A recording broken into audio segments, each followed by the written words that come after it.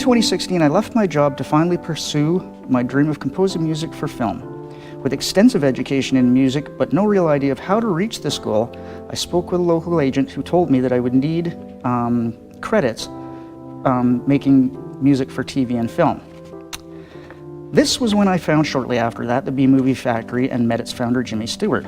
The first time I ever came was on February 17th, 2016 at 7 p.m. And at first I couldn't find the door, and I wandered around the parking lot until I finally found it. And I walked into a group of, I believe it was 9 people. And I just sat there and didn't really say anything, which would be my normal way of doing things. I didn't say anything, I just listened, and finally you asked me, what is it you want to do? And I said, well, I'm here for the one express purpose of getting movie and TV credits. And you said, well, you're in the right place. And you were correct. And after the meeting was over, I went home and wrote a comment somewhere, I can't remember if it was on the meetup page, but said I felt very accepted and a big warm and fuzzy feeling, which is exactly what it was. And I was quite frankly shocked that, oh, well, come back Saturday because we're doing a film. And you can do, no, actually I didn't get to do the music for that one, Scott did. But it was the one after that. And, you know, heaps many since. In the past 2.5 years since, I have scored the music for over 30 plus short films, many of which have appeared on local television. I've also directed a couple and acted in a number of short films. If it had not been for the Vancouver B Movie Factory, it is unlikely I would ever have any of the needed credits that is nearly impossible to break into the industry in the city of Vancouver as a composer. However, because of Vancouver B Movie Factory and Jimmy Stewart, my dream has been fulfilled. With a membership of 2,000 plus people, Vancouver B Movie Factory has helped many besides myself realize their dream, including a substantial number who now work in the local film industry. This is not the only thing that is done. Approximately 2 months after I came, someone who means a lot to me and is very close to me attended her first meeting with me. This is a person who has had many difficulties with OCD and social anxiety disorder. And she was very apprehensive about coming and very anxious. And she really had no idea what she would do and had no intention of appearing on camera.